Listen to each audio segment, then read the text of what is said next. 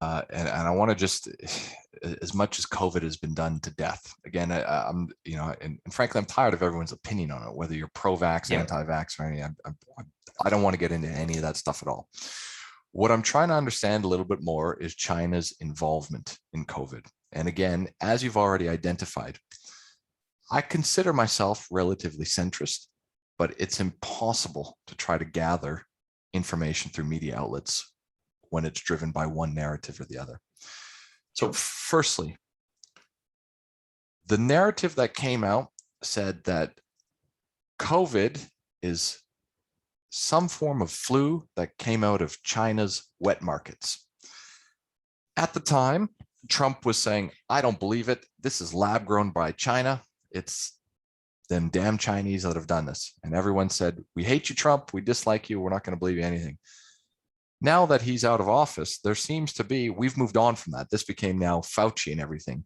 But behind the scenes and underneath that, there seems to, at least the implication that I've read, that this is part of gain of form research that the US was actually a partner and invested in. Before we talk about anything else, do you know anything about the situation and the origins of this? There are millions of people who think they know more than what's publicly available. But the bottom line has to be that it's occurred in a city with China's top biological warfare laboratory. Okay. It's happened in the equivalent of what you would call China's Cambridge or Oxford in terms of high quality, top class scientific skill. It happened in a society that closed down Wuhan very, very quickly, but let thousands of people travel, in particular, not to the rest of China, but to places like northern Italy. So you've got this really weird situation whereby the pandemic seems to point to a very much a great mishap in China of whatever origin. But there has been this totalitarian clampdown. We saw with the doctor who got sick and was silenced, and I apologize for not remembering his name because his image is etched in my memory. It's the classic whistleblower. There is something going wrong. Mm-hmm. And we've seen the naked politics played with this. There are no winners. If this was a lab mistake or a lab-grown issue or a disposal of an animal that was done improperly, or even some petty corruption, it's more of a mishap than a calculated strategy. Okay. For the simple reason that the calculated strategy has been poorly executed. It doesn't have biological warfare written over it. It has biological hazard and mishap written over it. So if I'm would be used as a biological weapon is something which is down the track in another universe of technology. The world has faced this terrible pandemic, which has caused untold misery, but has also destabilized our societies, including China's.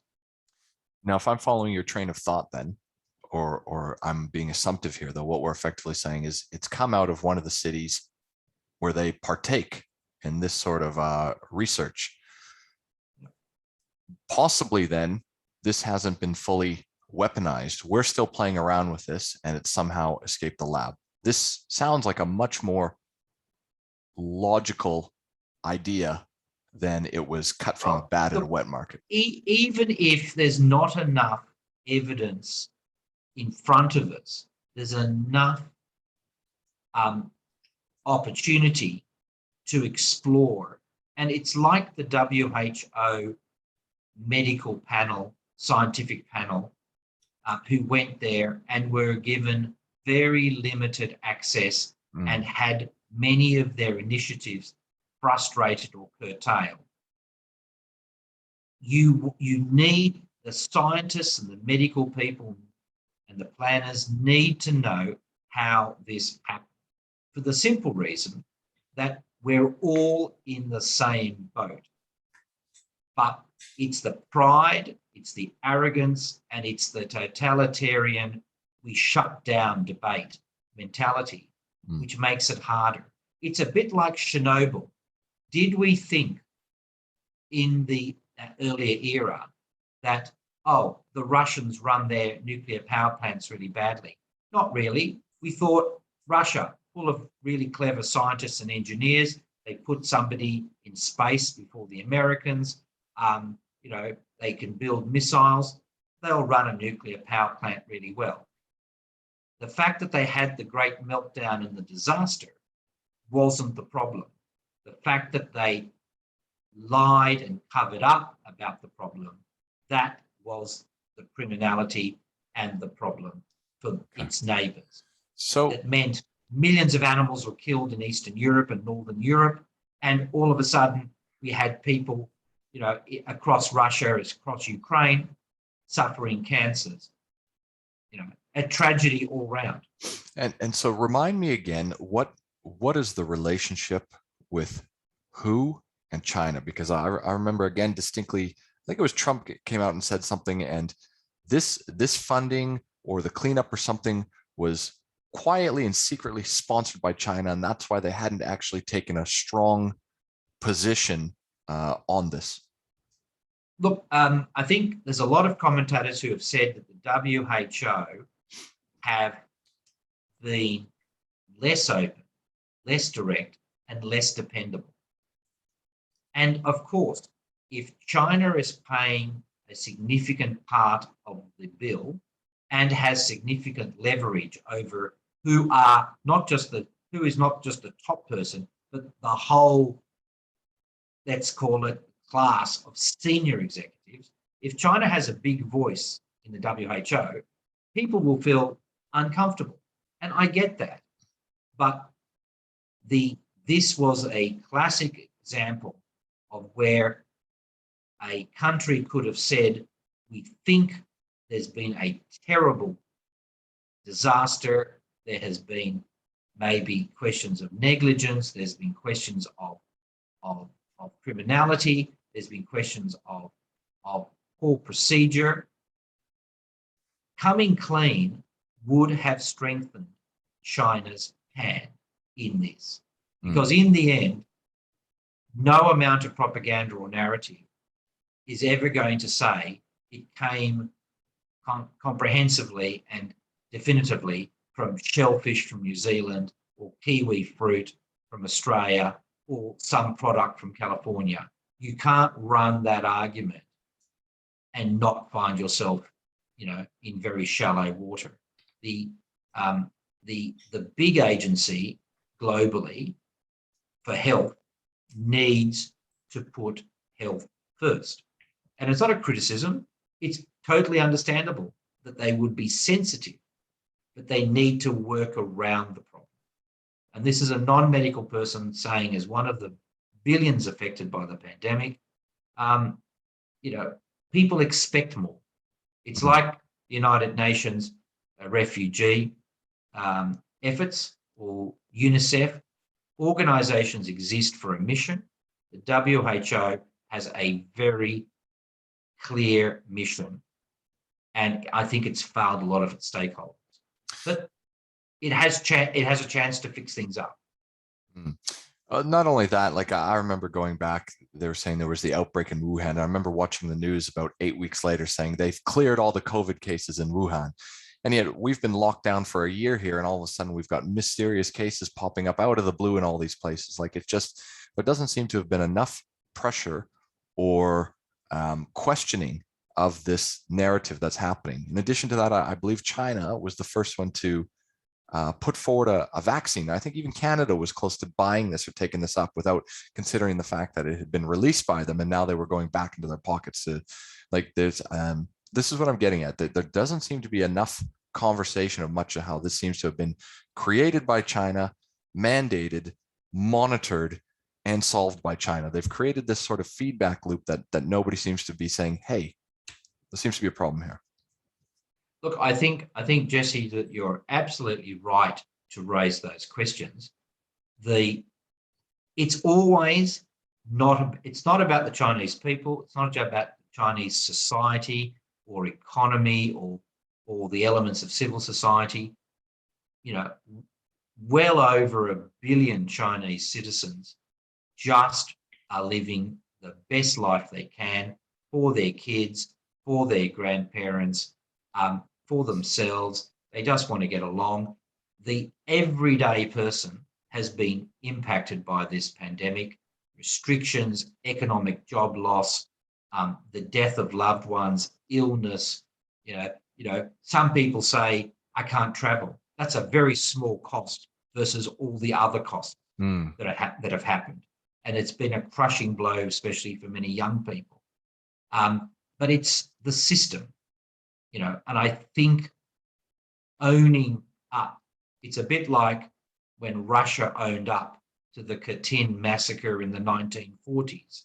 It came 50 years after 25,000 or so Polish officers were shot in the back of the head by the Russian secret police and buried secretly and blamed it on the Germans.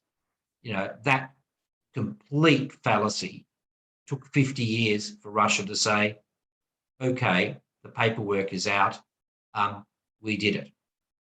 I'm but sure of we could course, have no one, an entirely no different one was conversation. alive, or no one was prosecuted for that hideous human rights crime and violation. I think we expect more now. We're all interconnected. We don't want to see the world with big barriers and big walls if we can help it. And free societies have got confidence. You know, the young Chinese people who come to universities overwhelmingly are no different to our young people.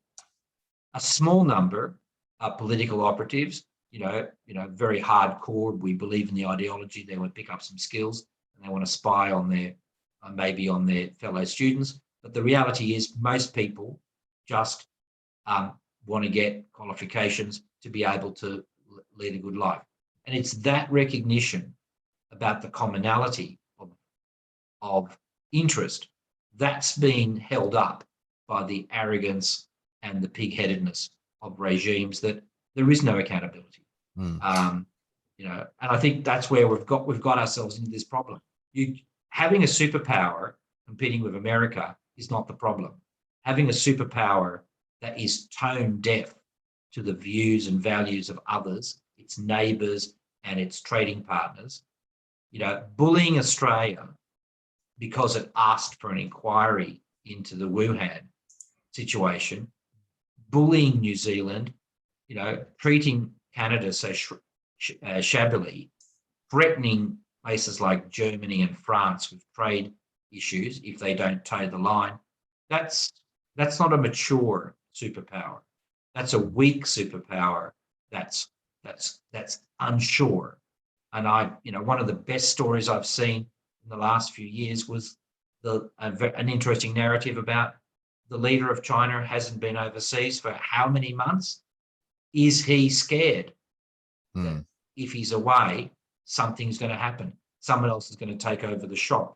Now that's a fascinating story for a spy novel or a Jason Bourne type film. But the reality is weakness because of arrogance and fragility of system, you know, can sometimes create the conditions for really poor decisions.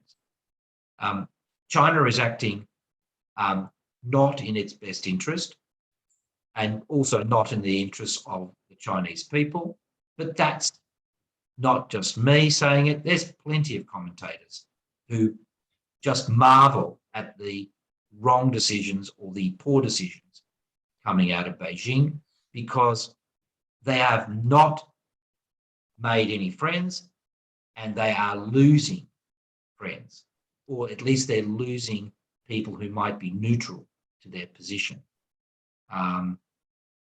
You know, I know we've canvassed a lot, and I'm sorry if we didn't get to all your questions, but this story about China is the story of the next 20 years. In the same way as America grew to be the big power in the world, China has the ability and the capacity to be one of the two big dogs in the yard. But it has to be careful it doesn't overreach, because if it loses a battle now, it could get wounded very, very severely. And conflict is in no one's interest at all. Fair enough.